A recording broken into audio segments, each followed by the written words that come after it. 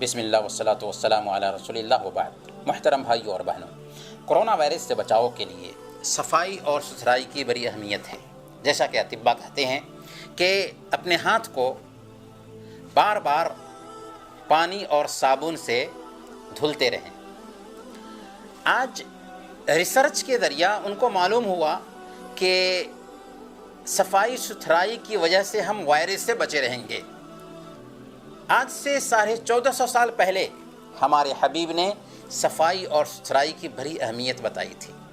کیا ہمارے اسلام کی یہ تعلیم کم ہے کہ جب ہم نماز کے لیے جاتے ہیں تو 5 مرتبہ ہمیں وضو کرنے کا حکم دیا گیا ہے؟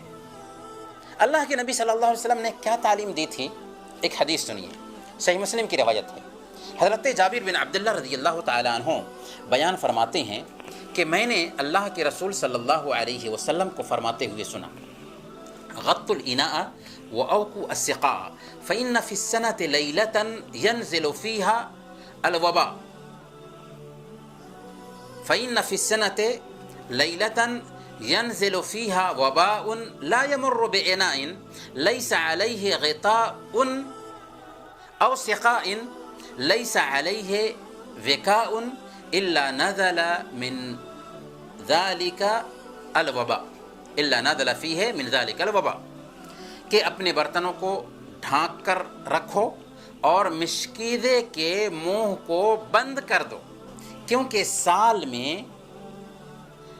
ایک وبا ایسا اترتا ہے، سال میں ایک رات ایسی ہوتی ہے جس میں وبا اترتی ہے، جس برتن سے گزرتی ہے جس پر ڈھکن نہیں ہوتا اور جس مشکیزے سے گزرتی ہے جس پر بندھن نہیں ہوتا، اس کے اندر اس میں سے داخل ہو جاتی ہے، یعنی اس وبا میں سے کچھ اس کے اندر داخل ہو جاتی ہے۔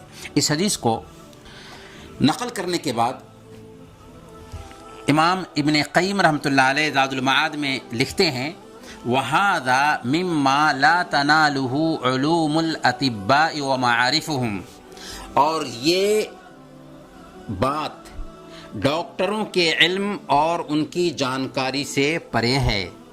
ڈاکٹروں کا علم اور ان کی جانکاری اس بات تک نہیں پہنچ سکی کہ کچھ آفتیں ایسی ہوتی ہیں جن کے بارے میں ہمیں سمجھ میں نہیں آتا اور اس کے ہم شکار ہو جاتے ہیں۔ ہمارے حبیب نے آج سے 1450 سال پہلے یہ کہا تھا کہ اپنے برتنوں کو ڈھانک کر رکھو، کھانے پینے کے برتن کو، اور پانی کے مشکیزے کے منہ کو بند کر کے رکھو کہ ایسا نہ ہو کہ وائرس یا وبا جو آئی ہے، سال میں ایک مرتبہ ایک رات میں وبا اترتی ہے، اور اگر برتن ڈھکا ہوا نہیں ہو یا مشکیزہ کا منہ کھلا ہوا ہو تو اس کے اندر وبا داخل ہو جاتی ہے۔ یہ پاکی اور صفائی کے قبیل سے بہت بڑی تعلیم ہے جس کی طرف ہمیں دھیان دینا چاہیے تاکہ ہم ہر طرح کے وائرس سے بچ سکیں۔ برت کے دیکھیے۔ وصلی اللہ علی نبینا محمد وعلی آلہ وصحبہ اجمعین۔